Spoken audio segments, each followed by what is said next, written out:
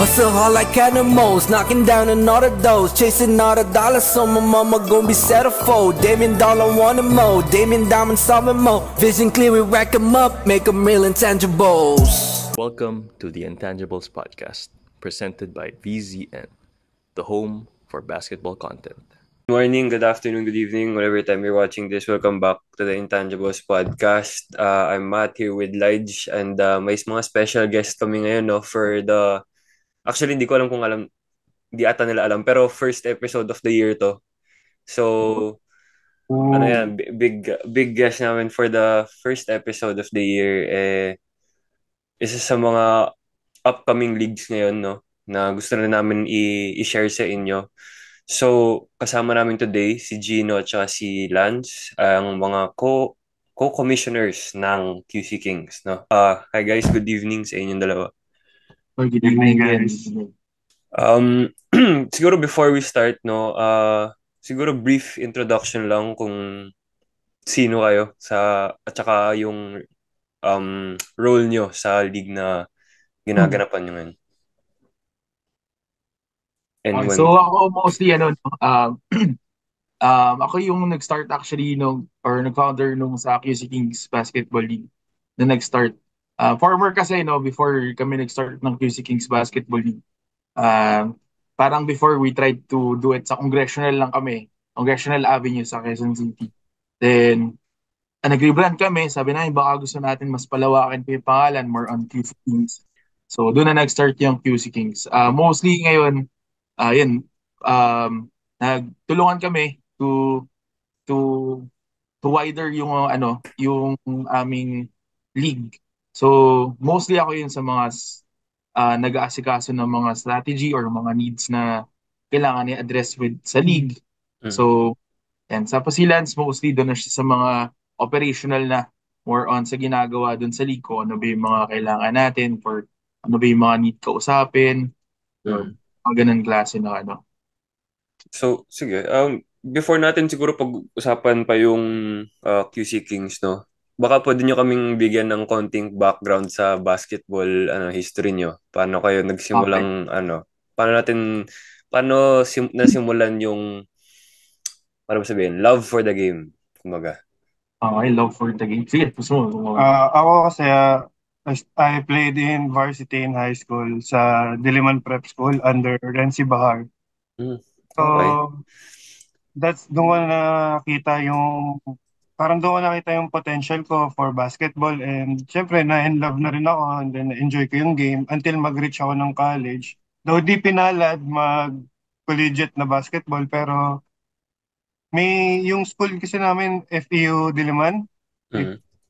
So, naging player din ako dun sa branch na yun. So, ayun, so parang gusto ko lang din i-continue pa yung love ko sa basketball kahit hindi siya player. Okay. Sa akin naman, nag-start ako nung high school, naglaro ako sa Lourdes QC. Then, nung UST, naglaro ako within the course lang naman sa psychology. Or not entirely sa Although, nag-try ako maglaro sa parang yung games within sa UST. Pero parang hirap sabay sa pag-aaral. So, yun, mostly naging dayo na lang, puro training, puro sali sa mga liga. So, yun yung naging nangyari dun sa more on sa basketball history sa akin. Okay, sige. Lloyd. Ayan. Okay, so with regards to the league naman, so I just wanna ask rin, when pala siya nag-start actually? And ayun, so ano yung parang what made you start the league at saka ano yung inspiration niyo kumbaga? Yun, siguro nag-start yun kasi una parang nag-meet lang kami way back 2022, no? May isa pa, actually apat kami na heads dito. So, may kasama namin si Raj saka si Carlos, no? So, yung isa, actually kami ni Raj, no? Nag-start kami na parang madalas na yung papawis. This was during the pandemic pa nga, patapos na yung pandemic that time. Parang okay maggawa ng basketball league, parang ganun. To start lang. And then, nung nag-start kami, December 2022 or around that time, no, end of 2022, which was naging successful naman kasi natapos naman namin yung buong league. So iba pa yung name namin nun, yun nga yung CCL in short. Pero the goal really was kasi to invite the youth.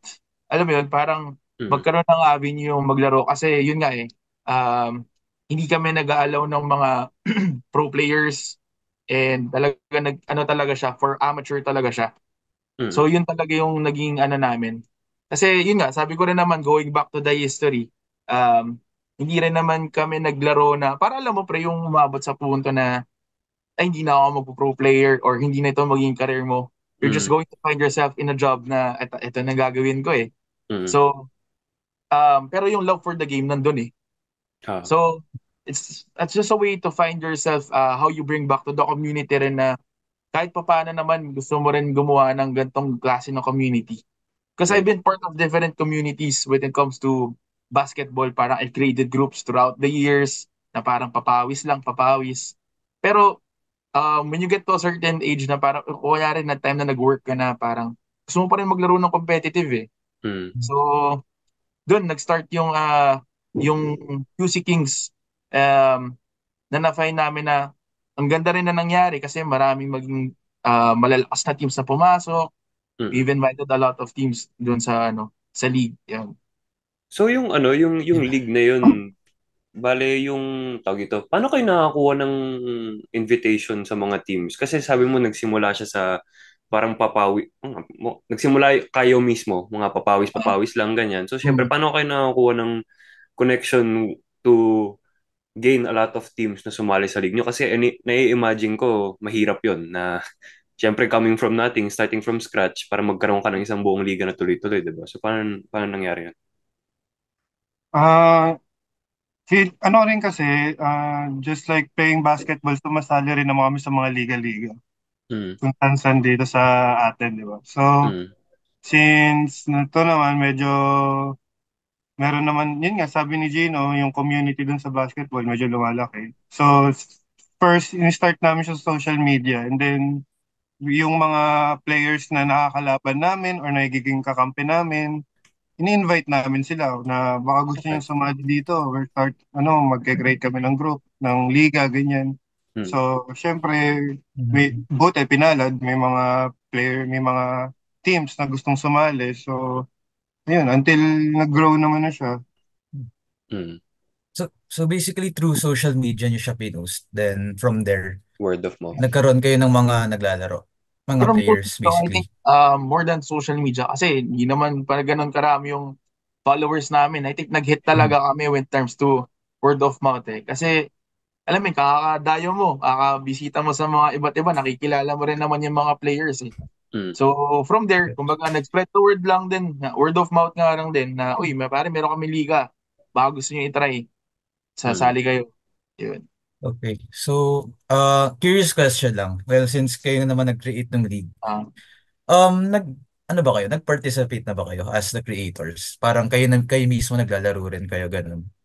Ay, sorry. Can you hear me? yes, yes. Okay. Yes, naglalaro rin kami kasi yun nga eh, we're from different teams din eh. Naglalaro kami from different teams. Ah, Hindi kami okay. nagsasama as one. Para at least, the goal din naman namin as mga admin ng league, no? Gusto namin walang bias. Kumbaga, gusto talaga namin fair play lang. Gusto lang namin ng competitiveness, yung challenge ba sa basketball na room for improvement pa rin, no? Mm. Sa paglalaro ng basketball. Sige. Basic, paano yun? Yung mga teams nyo, kahit sino lang pwedeng sumali doon? Anong age limit? Ganun, wala kayong ganun? Yun. Ah, Ano talaga? lang, ang ban lang talaga sa amin is mga pro Pro players. players. So, ano na yun? Choice na yun ng mga bata kung gusto nilang sumali, ganun. Yes, Pag yes. matatanda yung, okay. Ang ganda. Okay. Open Nag-a-accept age kayo group ng na mga pala. nag-a-accept kayo ng mga semi-pro players or di rin sila Hindi pwede? rin talaga. Do you mean mga collegiate players ba na Paano ba semi-pro? MPBL, PBL, mga hindi, ganun. MPL din? no. Kasi Ah, pag sinabi nating pro players, may mga license kasi sila or what we call GAB license. Mm. So, usually doon nagiging basis namin if um, pwede ba to, allowed ba to sa liga. sinasabi namin naman sa mga teams na ahead of time, uy, bawal yung ano na, mga pro players. Yun Ah, yung mga naging, Basically, paid players, bawal talaga. Yeah. Yung, not mga necessarily, pagdating kasi sa liga, pare, sa tingin ko may mga dayo rin naman. I think may mga humahakot din talaga ng players, binabayaran yung players as ah, dayo. Hindi ah, naman sila as professional players na nagre-represent talaga ng mga teams na commercialized. mm, mm, makes sense, makes sense. Pero okay, sige. Baka pwede nyo kaming kwentuhan ngayon kung kamusta yung league nyo so far. Special, ano ba, 2 years?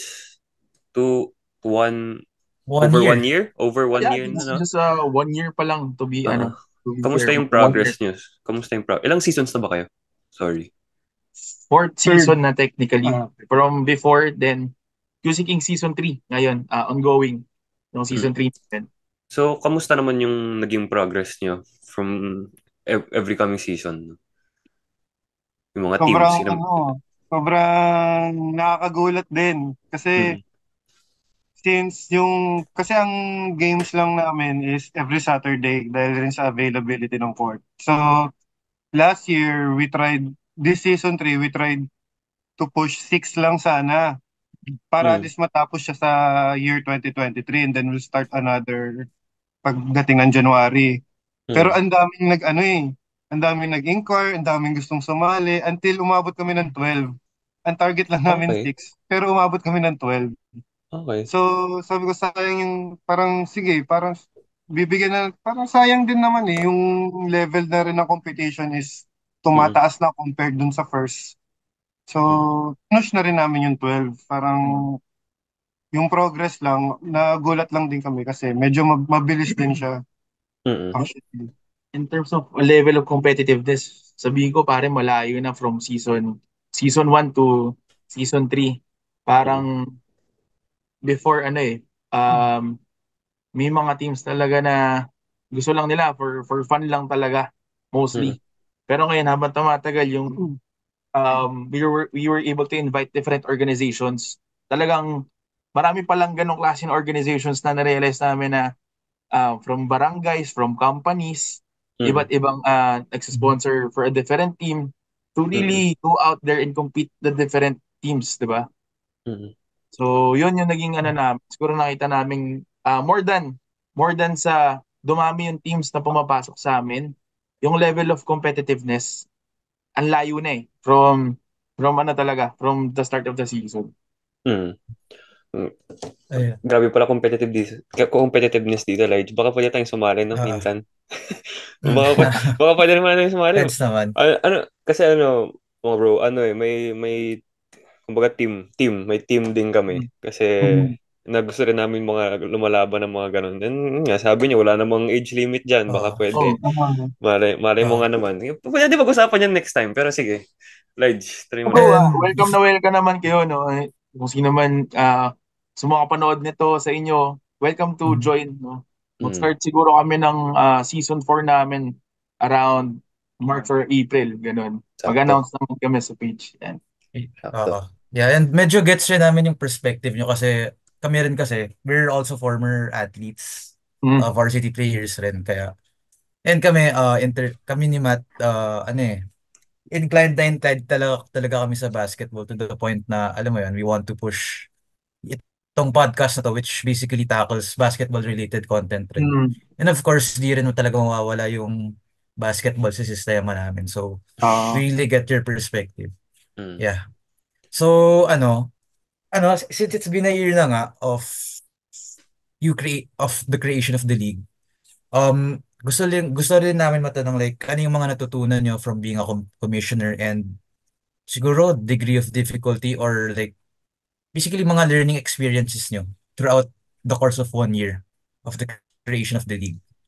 In relation to that, baka pwede yung kwento yung process nyo ng paggagawa mismo. Kasi talagang di namin alam kung paano. Wala kaming idea talaga. So, baka pa yung pagkwentuhan yan. sige, sunod ba tayo? Siguro magandang umpisahan siguro muna natin kung more on the process muna nung sa league para at least. Paano ba kami nag-start? Pero kasi parang tayo rin naman, di ba? Ang dami naman nating sinasali ang mga liga-liga. So, mga connections natin like mga photographers, referees. siguro nakakuha natin yun. So, doon kami nag-start. Inalam muna namin yung expense. I think, Mm. nag-start kami sa expense eh, kung magkano ba yung expenses na makukuha natin, ganyan. Mm. So, nag-inquire kami kung magkano yung referees, magkano yung photographers. Then, naghanap kami ng court. Ah, tapos, but technically, yun naman talaga eh. Unahin mo muna yung expenses mo eh. Tapos, titingnan mo yung budget and then yung sinasabi nga nilang quota. Kung magkano yung bibigyan nating quota na medyo affordable naman. Mm. Affordable pero sulit, kumbaga quality. Right. So, If you don't, ay, okay, Okay. go, go, if go. you don't mind us asking, magkano ba yung quota per team? It's for this season kasi we tried kasi before player. Pero right now we're having it for team. Per team naman it's 8,000 tapos per game is 700. As 750 per game. 750 per head. Ay Mm. per game, sorry. Mm. Mm. Okay. Sige, go on, go on. Ayan. So sa akin actually nung nag-start talaga ng liga, wala talaga akong wala akong idea kung paano mag-handle ng liga. Nung nag-start ako na gawin yung liga. Pero yung alam mo yung eagerness mo is same yung drive naman natin. Yung kumbaga addiction natin sa basketball. Sige, tuloy natin yan. You just have to find the right people talaga eh. Um, referee, committee, Mm. referee committee, and sino nag-oversee throughout Mm. the game. If you have those people na magsusupport naman sa'yo, and yung, as long as yung goal mo naman talaga is not to be honest pare, ano lang, onting ano lang, kasi may iba talaga pare, pera talaga habol. Oo. May mga ganun talagang klase ng mga organizations that really is for, alam mo yun, kumita talaga. Pero kami, gusto lang namin ng balance. Ayoko rin naman yung mga tao na kasama namin na parang nagpapakapagod din sa wala. So at the same time, di ba, balance lang din.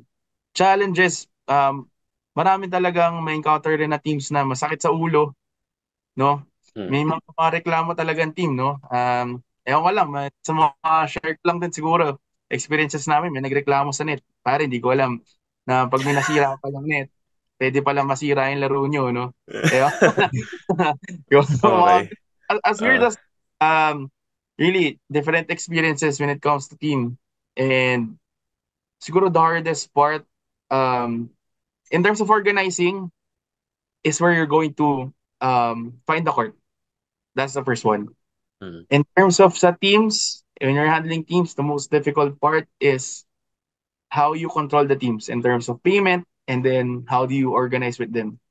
Na syempre, um, what's so special about siguro different sa QC Kings, no? Um, we don't give out yung schedule ng blatant na, pare, ito na yung buong schedule natin this week. Mhm. We talk to the captains. We have a different um, conversation with the captains na, or available ba kayo this time? Kasi we consider them not just those students, but as well yung mga working. Na Mm. gusto namin, pasok sa schedule nila yung nangyayaring liga.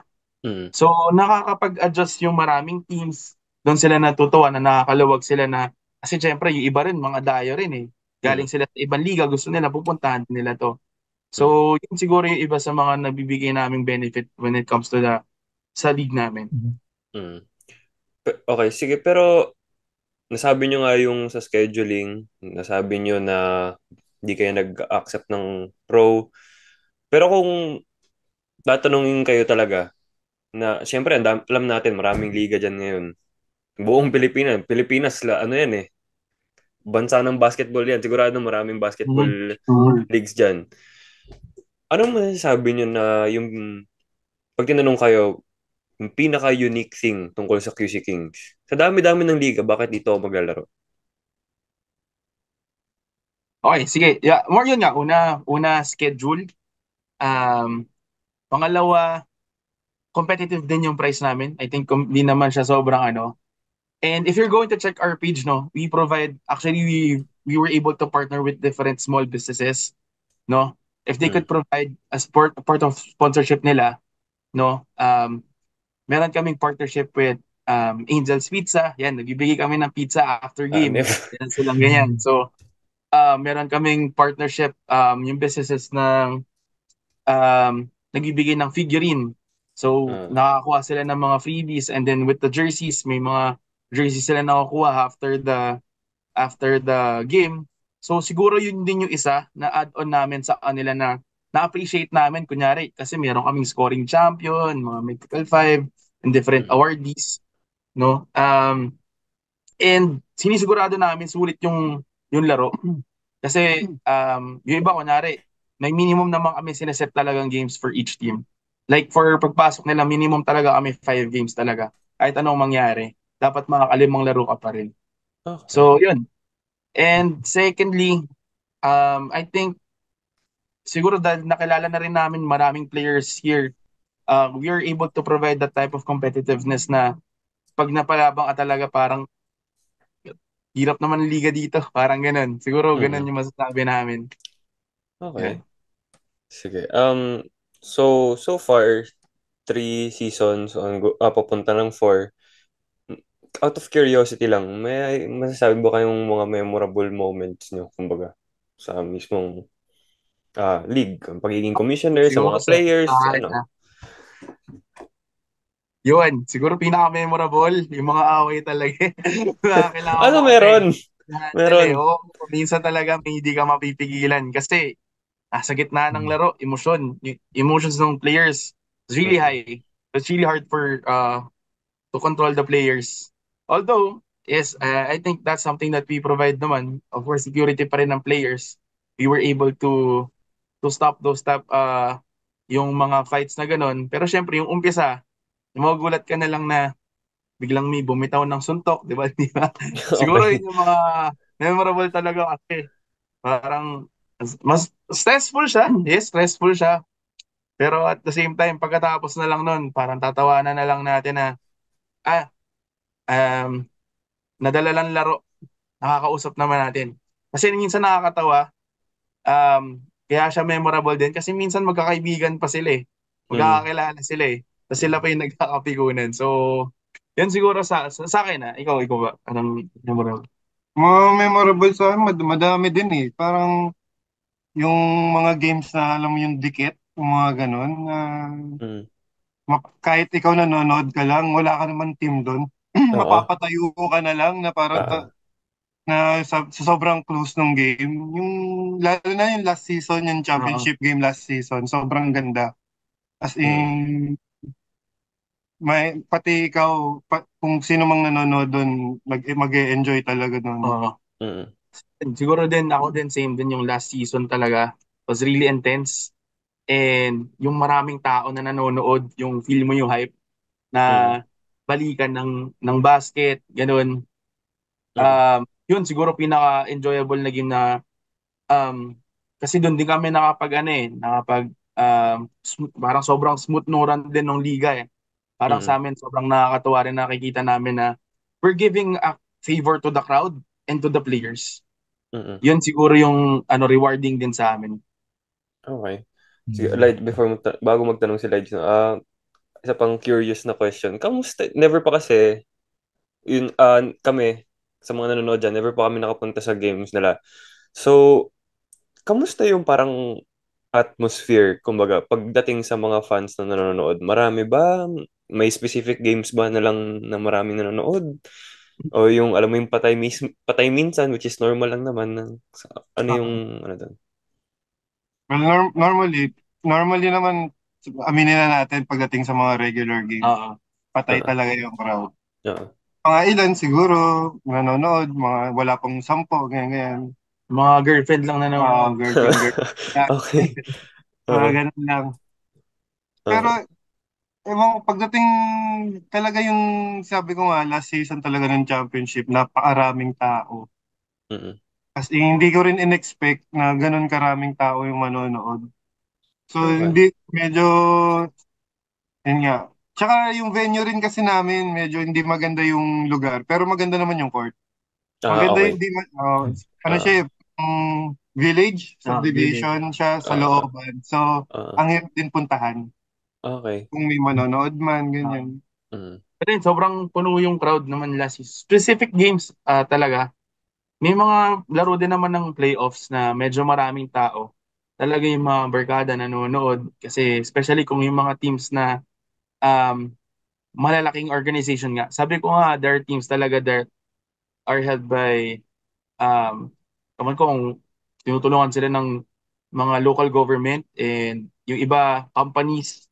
Siyempre lahat buong staff ng mga nanonood din. May mga ganun din kaming Mm. Mm. din games, no? Okay. So, yun, depende talaga. Pero mostly sa playoffs. When it comes to season talaga, ano lang talaga siya eh. Chill lang ang mga tao. Mm. Parang, ano lang muna, pampainit lang muna. Parang ganun. Mm. Ah, nung sa finals ba, last season, ano yun? Barangay, yung mga teams na naglaban, barangay represented or company Mm, represented. Baka ano siguro naman? dun Okay. dumami. Ah, Factor din kasi yun eh. Yung yung, isa, yung isang team, mostly parang barangay representative nga sila. Pero yung Hmm. kalaban nila, parang ang alam ko, ano sila eh, magkaka-teammate sila sa isang school. high school ata, high school. Yeah. Oh. Na, Tapos, gusto lang nila na magsama-sama sila sa team. Uh, Tapos, Oo. tapos sila ng finals. mm. Ganun. Honestly, naisip ko rin kasi good rin for ano yun eh. What they call this? Audience grabbing kasi if yung isang ah, team based sa isang barangay. Actually na-experience ko din yun kasi may mga dumadayo sa like kunwari sa village ko before, may mga dumadayo sa amin. Tapos parang buong barangay yung dinadala nila eh. Tapos sobrang crowded. So ayun lang. Na napaisip ko lang. mm, So yeah. Doon Actually ka may isa makakita pa akong ng point. mga, trash talker na nanay. Yun, Sa, marami yun. Marami yun sa mga Oo. gano'n. Marami Pero yun. pero masaya rin siya actually. Medyo ah, good thing Mm. rin for the league. Uh, Pero ano lang, before I get into my next question. Na-mention nyo kasi kanina may mga sponsors kayo like yung Angel's Pizza, 'di ba? And like the figurine, I don't anong company ba yun? Whichever. actually, more, mga small business, mga online businesses lang sila. Okay. Ah, small, pero sabi ko, as part of the market din naman sa kanila, kumbaga, at least you could provide something small that I could give to the players so that, yun na lang siguro yung balikan natin. mm. Oh, tokens, mga ganun. Tokens yan. Pero yeah, out of curiosity, ano yun? Like, binibigay nyo siya sa player each game? Or like, for example, sa finals na? Kung sinong nanalo? Meron kaming, yung buong season hanggang finals is, nagpo-provide kami ng pizza. Yung mga player of the game, last season kasi nagpo-provide kami ng mga NBA cards eh. Ayun, So, shoutout kay Sol. so, uh, Hmm. So, yun, depende rin kasi kung anong trip ng sponsor, kung ano talaga sila gusto nila nagbigay. Pero, nagbibigay kasi kami ng awarding sa day of finals. So, pumipili talaga kami ng Mythical 5, ng second Mythical, and then, dinidistribute namin yun na nakukuha namin sa mga different businesses to allocate sa mga players. mm. Hmm. Okay. Gets. Ayan. So, with that, since 1 year pa lang, honestly, and it seems like it na parang marami na rin nangyari. Mhm. Siguro, yung one of my last questions is that, as the season is gonna go on, parang, anong masasabi niyo sa mga viewers nito? Like, what can they expect? Like, siguro ano pa yung may improve nyo or something like that? Or, ano pa yung pwede naming abangan through your league?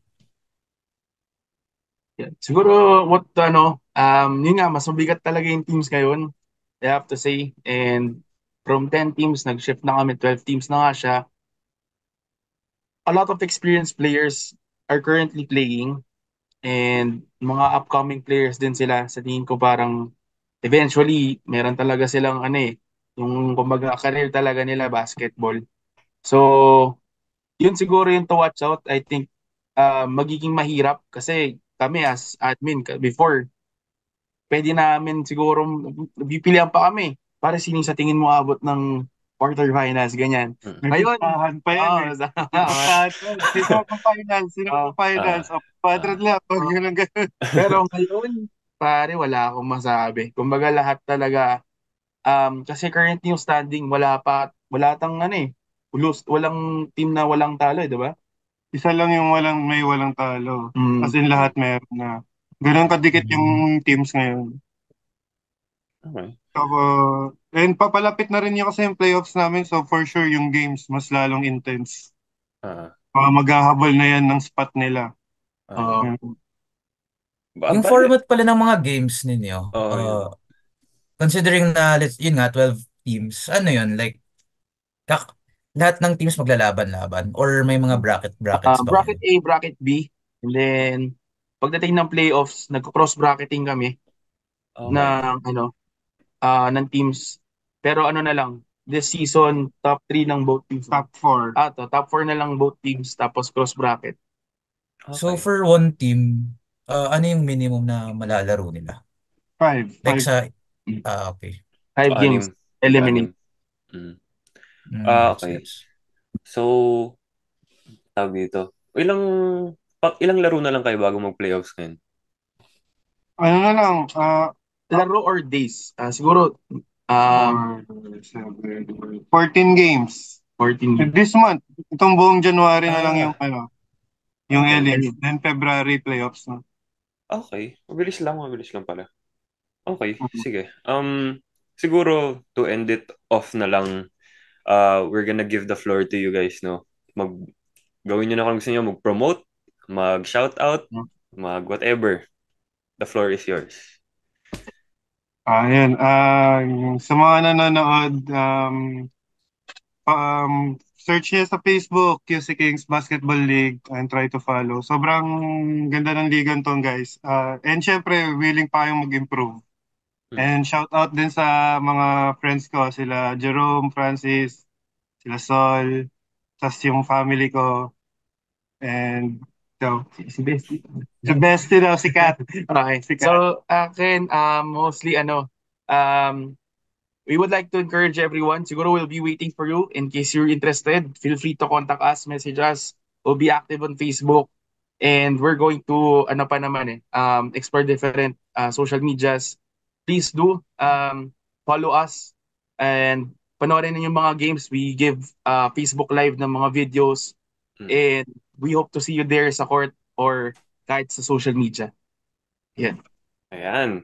Sige. So, guys, sumarin na kayo sa league nila, no? Palaki ng palaki yan. Sinasabi ko sa inyo. Nakikita rin namin yan. Lalaki at lalaki yan. Sana Meron maging... din, may niisip pa kaming mas expand pa namin yung liga namin. Gagawin natin siyang pwede ng pro. Okay. So, Okay. meron pa kaming ganung version ng QC Game. Commercialized na. Commercialized. Maging commercialized 3x3. na. 3x3 wala. 3x3. 3x3! Nagkaroon lang siguro noon pero we're bringing back the 3x3 siguro. We'll try to pull players again for 3x3 for 2024. Guys, ayan, ayos yan. Maraming aabangan, maraming pwedeng abangan, no? Maraming pwedeng mangyari sa league nila, kaya sumali na kayo. And ayun, so thank you guys, no, para na sumali sa podcast namin. We appreciate Likewise, your time. thank you rin pala sa The Intangibles podcast, Mari. Thank you for having us today. Thank you. Siguro that's it, no, for today's video. It's been fun. Matt, Lige, Gino, and Lance with us today. I hope you guys enjoyed and check out their league, no. So that's it. Peace and love, y'all. God bless.